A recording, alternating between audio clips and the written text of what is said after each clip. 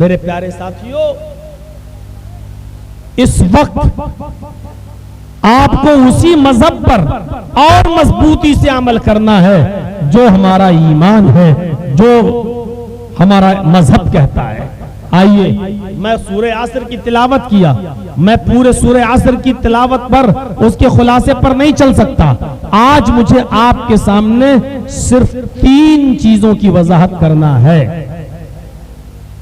हदीस सुनिएगा, अल्लाह के नबी सल्लल्लाहु अलैहि वसल्लम ने फरमाया, इस हदीस के रावी हजरत अबू हुरैरा रज़ी अल्लाह ताला अन्हु हैं, फरमाते हैं, वान अबी हुरैरा रज़ी अल्लाह ताला अन्हु अन नबी सल्लल्लाहु अलैहि वसल्लम क़ाल अल ईमानु बिज़ुन व सबऊन शुअबतन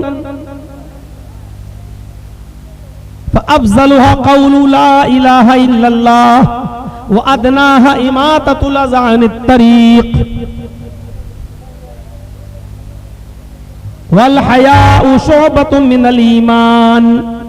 इस हदीस को इमाम मुस्लिम रहमतुल्लाह अलैह किताबुल ईमान के अंदर लाते हैं।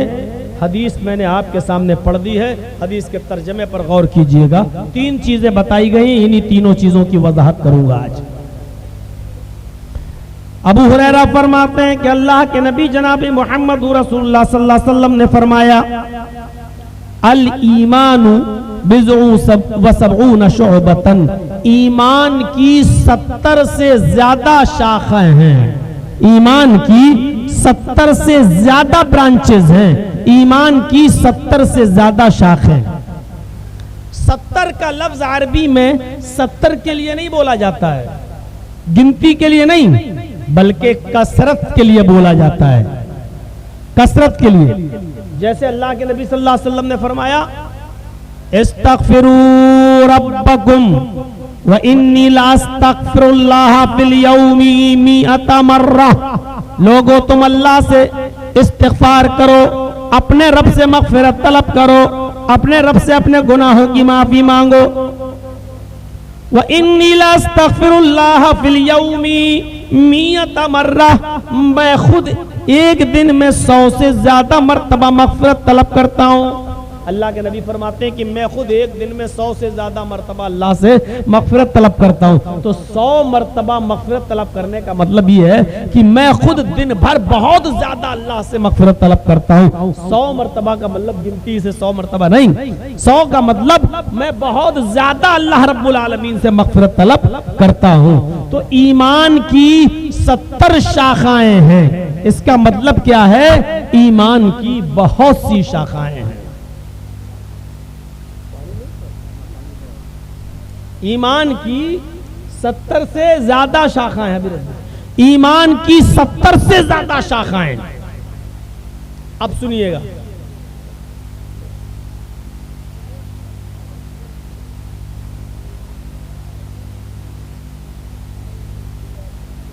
ईमान की 70 से ज्यादा शाखाएं हैं, यानी ईमान की बहुत सी ब्रांचेस, बहुत से दर्जे हैं। जो चीज बताना चाहता हूं वो क्या है? फ़अफ़ज़लुहा क़ौलु ला इलाहा इल्लल्लाह।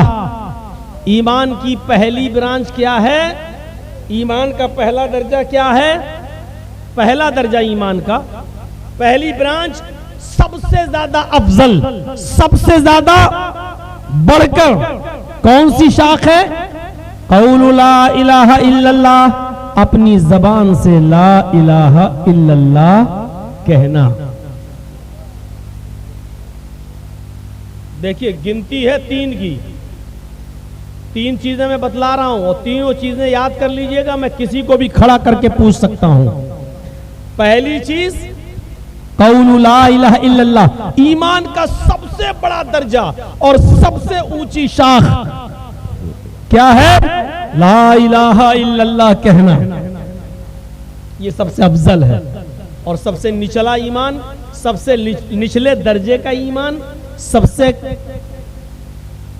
कम दर्जे का ईमान, व अदनाहा इमाततुल अज़ा अनित तरीक़, रास्ते में कोई तकलीफ देने वाली चीज पड़ी हुई है तो उसको रास्ते से हटा देना, यानी ये भी ईमान की शाख है, ये भी ईमान का हिस्सा है। लेकिन सबसे अफजल हिस्सा ला इलाहा इल्लल्लाह कहना, और सबसे कम दर्जे का, सबसे कम तर दर्जे का ईमान का दर्जा क्या है? रास्ते से तकलीफ देह चीज को हटा देना। और इन दोनों के बीच में अल्लाह के नबी ने एक चीज और कही है, सबसे ऊंचा दर्जा बता दिया ला इलाहा इल्लल्लाह, और सबसे नीचा ईमान का दर्जा बता दिया रास्ते से तकलीफ दे चीज को हटाना, और एक लफ्ज और बता दिया जो बीच में, वल हयाउ शुअबतुम मिनल ईमान। हया, शर्म व हया भी ईमान का एक शोबा है। वल हयाउ शुअबतुम मिनल ईमान, शर्म व हया भी ईमान का एक शोबा है। ये शर्म व हया, इसका ताल्लुक आपसे भी है कि इतनी बार समझाया जा चुका है, अगर यही ईमान का एक दर्जा नहीं शर्म व हया हमारे अंदर होती तो इतनी शर्म हमें आ जानी चाहिए थी कि अब हम चुप हो जाते, अब हम खामोश हो जाते।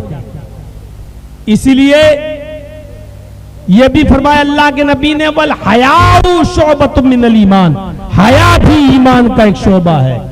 सबसे अफजल दर्जे का ईमान अलग बता दिया, सबसे निचले दर्जे का ईमान भी बता दिया, और हया को अलग से पेश कर दिया। क्या कहा? वल हयाउ शुअबतुम मिनल ईमान, और हया भी ईमान का एक शोबा है, हया भी ईमान का एक हिस्सा है। 70 से ज्यादा का जो लफ्ज आता है वो कहां आता है? ज्यादा के लिए। अब देखिए, मोमिन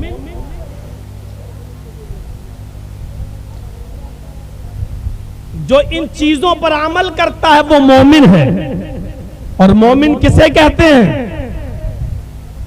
मोमिन सिर्फ वो नहीं होता है जो मस्जिद में चला जाए अल्लाहु अकबर अल्हम्दुलिल्लाह रब्बिल आलमीन अर्रहमानिर रहीम अल्लाहु अकबर सुभान रब्बिल अज़ीम समी अल्लाहु लिमन हमिदा रब्बना वलकल हम्द हम्दन कसीरन तय्यबन मुबारकन, बस मस्जिद में गया और नमाज पढ़ के चला आया, वो मोमिन। सिर्फ वही मोमिन नहीं होता है। ईमान अपने अंदर पैदा कीजिए। ईमान की 70 से ज्यादा शाखें। मोमिन सिर्फ मस्जिद की हद तक नहीं रहता। मोमिन तो वो होता है अगर मार्केट में जाए, बाजार में जाए, तब भी वो मोमिन हो,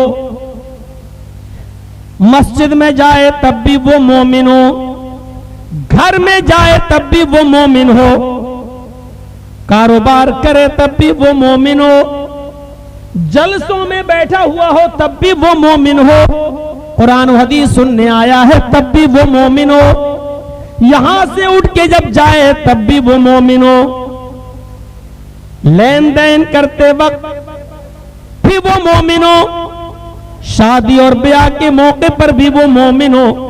अलगर्ज हम जहां भी हो ईमान हमारे साथ हो, हम वहां पर मोमिन हो। दुकान पे बैठे हैं, कोई आदमी कोई चीज खरीदने आ रहा है, उस वक्त भी हम मोमिन हो। ईमान के साथ हम खरीदो फरोख्त करें, किसी को कम न नापें, किसी को धोखा ना दें, किसी को अनाज भीगा हुआ ना दें। किसी भी मामले में, कोई कारोबार हम कर रहे हो, कोई बिजनेस हम कर रहे हो, उस वक्त भी हम मोमिन हो। मस्जिद में जाए तब भी हम मोमिन हो, शादी का मौका हो तब भी हम मोमिन हो, उठते बैठते चलते खाते पीते सोते जागते हर वक्त हम मोमिन हो। मोमिन वो नहीं होता जो सिर्फ मस्जिद की हद तक रहे, मोमिन सिर्फ वो नहीं होता जो मस्जिद की हद तक रहे। मोमिन तो वो होता है जो बाजार में भी मोमिन हो, मोमिन तो वो होता है जो मस्जिद में भी मोमिन हो, मोमिन तो वो होता है जो घर में भी मोमिन हो, मोमिन तो वो होता है कि जलसा सुने तो उस वक्त भी ईमान उसके अंदर हो कि अल्लाह के नबी ने हमें कैसे जलसा सुनने का हुक्म दिया, वाज़ो नसीहत सुनने का हुक्म दिया, कुरान व हदीस सुनने का हुक्म दिया। अल्लाह के नबी जब बोला करते थे और किसी को कुरान की आयत या हदीस बतलाया करते थे, कोई फरमान जारी करते थे तो सहाबा किराम इतनी गौर से सुनते थे कि उनके सरों पर बैठी हुई मक्खी भी वो नहीं उड़ाया करते थे। उनके सामने हाथ के पंखे रखे हुए होते थे, पसीना उनकी पेशानी से टपकता था, लेकिन अल्लाह के नबी जब बाज़ो नसीहत करते थे तो वो जमीन पर से हाथ का पंखा उठाकर हवा भी नहीं करते थे।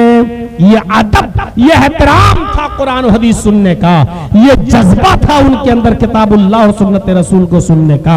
मेरे भाइयों, आज हम अपने गरीब